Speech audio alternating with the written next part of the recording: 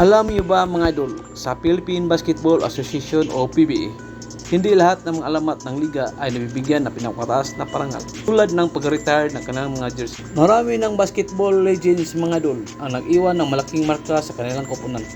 Ngunit hanggang ngayon, ang ilan sa kanila wala pa ring ring jersey na nakasabit sa kisame ng kanilang home arena. Sa bidyong ito mga idol, pag-uusapan natin ang ilan sa mga pinakamalaking pangalan sa PBA na sa kabila ng kanilang mga achievements ay hindi pa rin nire-retire ang kanilang jersey. Simulan na natin. Kapag pinag-uusapan ang pinakamahusay na power forward sa kasaysayan PBA, isa agad sa mga unang pumasok sa isip ay si Danny Ildefonso. 2 beses siya naging MVP ng liga at isa sa pinakamahusay na low-post players sa kanyang panahon. Sa San Miguel Bermin mga idol, naging malaking bahagi siya ng maraming kampyonato. Kilala siya sa kanyang footwork, depensa at pagiging clutch sa mga crucial games. Gayon pa man, hanggang ngayon ay hindi pa rin official na retire ang kanyang jersey number. Pero marami ang naniniwala mga idol na sapat ang kanyang contribution upang mapasama sa mga larong binibigyan na pinakamataas na karangalan ng franchise. Pangalawa mga idol, isang pangalan na madalas mabanggit ay si Danny Segal na naglalaro din sa San Miguel franchise. Noong kanyang prime, halos imposibleng mapigilan ang kanyang opensa. Nanalo din siya ng Rookie of the Year mga idol at naging isa sa pinaka-dominating scorer ng kanyang henerasyon.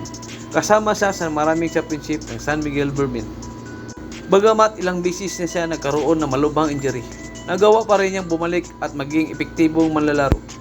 Kaya maraming fans ang nagtatanong kung bakit hanggang ngayon ay wala pa rin siyang jersey retirement para sa kanya.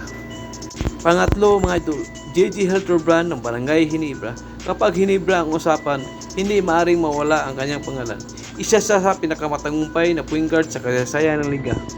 Kasama ni Mark Caguioa mga idol, binuo nila ang pinakasikat na backcourt tandem sa PBA na The Fast and the Furious. Maraming championship ang naipanalo nila para sa Barangay Ginebra.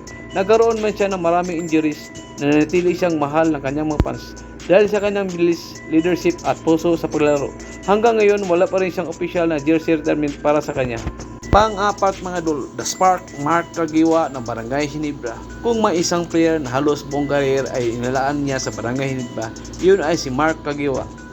Siya ang naging MVP noong 2012 mga idol. Isa sa all-time leading scorer ng franchise. Hindi lamang sa mahusay na score, isa rin siyang leader na tumulong sa pagbabalik ng Ginebra bilang championship contender. Maraming fans mga idol ang naniniwalang isa lang itong usapin ng panahon bago tuluyang ma-retire ng kanyang jersey. Ang panghuli mga idol, ang pinaka-controversial na palaging pinag-uusapan online hanggang ngayon ay walang iba si Biggie Gymshark na naglalaro ng maraming taon sa Purefoods franchise. Isa sa pinakasikat na basketball player sa Pilipinas. Si Gymshark ang naging mukha ng Purefoods franchise sa loob ng mahigit isang dekada. 2 beses siya naging most valuable player, 7 beses siya naging kampiyon. Kilala siya sa kanyang deadly 100 feet away jumper.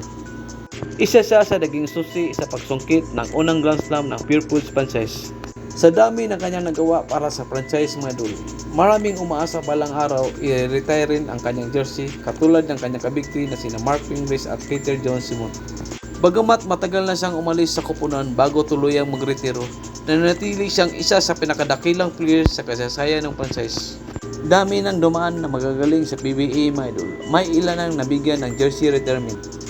Ngunit meron ding mga pangalan mga idol na hanggang ngayon ay hinihintay pa rin ng kanilang mga fans na mabigyan ng ganung karangalan. Pero sa tingin ko mga idol, hindi lamang jersey ang sukatan sa pagiging magaling na player. Dahil ang tunay na legacy ay makikita sa mga championship na kanilang naipanalo. Sa inspirasyon na iniwan nila sa mga kabataang manlalaro at sa pagmamahal na ibinigay ng mga fans sa kanila. Sa tingin ninyo mga idol, sino ang mas karapat-dapat na ma-retire ang jersey sa PBA?